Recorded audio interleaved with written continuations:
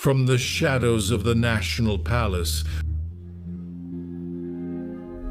Subscribe from the muddy trenches of politics. This is the pigsty, the pig pen of dirty politics.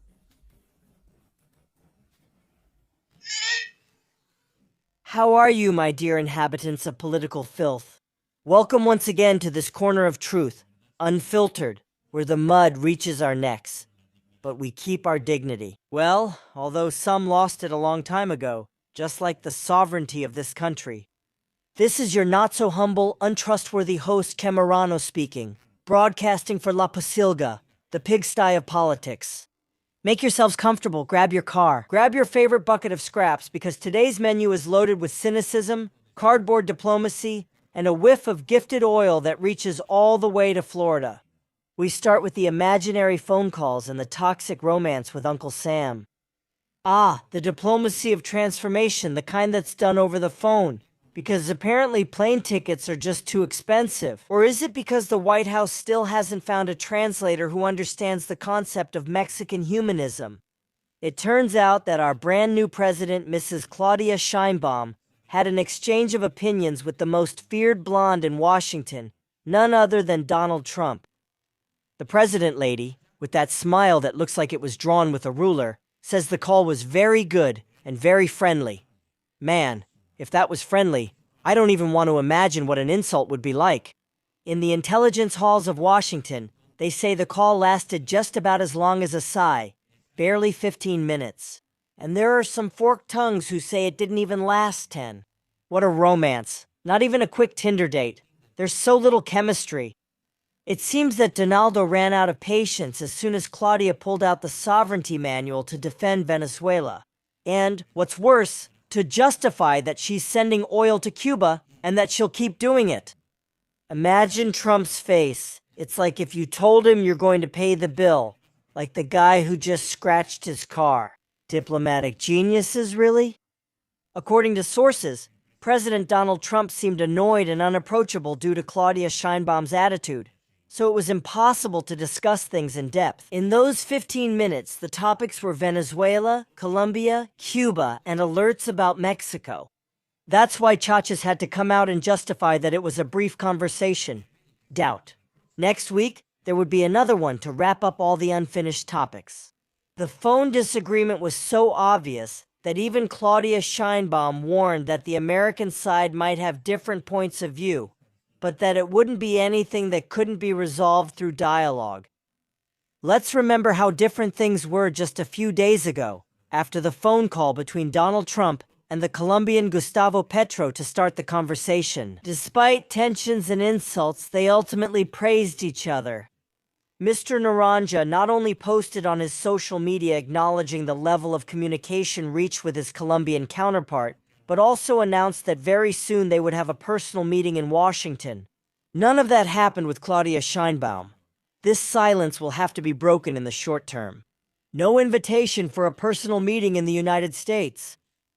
Deep down, what is being shown is that Sheinbaum lacks a real group, efficient advisors who know the deep state in the United States and who can intelligently deal with the unpredictable character of Donald Trump, without getting on his nerves and making him a definite enemy. No one informed Chacha del Bienestar before the phone call about the repeated questions that were raised about Mexico. The same occurred in Trump interviews with American media and in editorials from the New York Times and Wall Street Journal. Sheinbaum gets tough in front of the microphone, not with foreign troops. Shared responsibility. It sounds nice, but while she wraps herself in the flag, in the American media they keep pushing the narrative that it's not her who governs in Mexico, but the cartels. And what if this is getting even bigger? This is because Nicolás Maduro mentioned the name of Mexico 25 times in his first appearance before the New York court. And unless Señorita Claudia and her inefficient group of foreign policy advisors react after the failed call, the reaction, which will come from our main trading partner and supplier of energy and basic foodstuffs, will be one for the books, and the aid to Cuba will be the breaking point. And of course, since the opposition in Mexico is as strong as a house of cards in a hurricane, the lady accuses them of encouraging intervention. Is it easier to blame those at home? To admit that the call with Trump was a total diplomatic disaster. We're pretending to be the leaders of the Latin American left with money we don't have, while our trading partner is slowly cooking us for the TMEC review. They say everything's under control here, but in the United States Congress, we're already being targeted. Congressman Carlos Jimenez didn't beat around the bush and called the president a liar and a traitor. There you have it. He says that Mexico became the energy lifeline of the Cuban dictatorship. And these aren't stories made up by the morally defeated opposition. My friends, the numbers don't lie, even if in the morning press conference they have other data. Pemex, the company with a debt larger than a politician's ego during a campaign, is delivering about 17,000 barrels of crude oil and 2,000 barrels of gasoline daily to the island. For free, let's admit it. Does Cuba have as much financial solvency as I have chastity? These are non-recoverable transfers, meaning we're giving away hundreds of millions of dollars to a foreign government. Meanwhile, here the Navy and the National Guard are making sure the Americans don't come in to do the job that we can't do ourselves. Does Trump give a damn about sovereignty if China sneaks in through the back door? He wants the gas. He wants oil. He wants Mexico to stop flirting with the Asian powers. And this is where things get complicated. Do we have a cabinet to deal with this? Or do we just have the Secretary of Economy doing odd jobs and the foreign minister practicing greetings? This issue, my little pigs, can't be fixed with a friendly 10-minute call. Trump doesn't understand kindness. He understands strong-arm tactics. And while Claudia boasts that he understood, El Guero is already sharpening scissors to cut off our trade flow. If we don't dance to his tune, and when I say his tune, of course, I mean a beating if necessary, so pay attention. A supposed testimony from a Venezuelan soldier went viral, a witness to Operation Absolute Resolution, who reveals that United States forces used an indescribable secret weapon during the capture of the former dictator, Nicolas Maduro. He's almost describing hell itself. Hear him and decide for yourselves. We have no choice. They have more technology, much more weaponry. We're not prepared.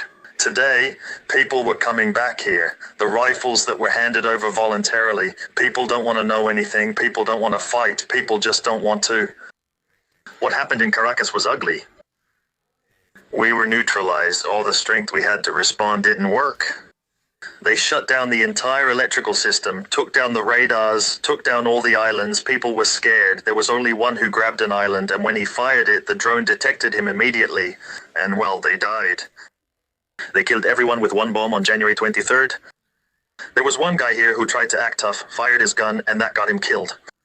The drone returned later and dropped a bomb, destroying half of some buildings.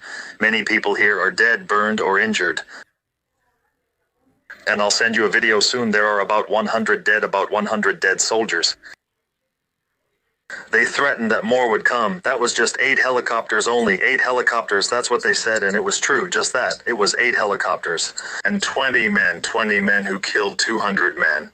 Well, 32 in one strike, some guards, presidential honors, a few civilians, and only 20 total.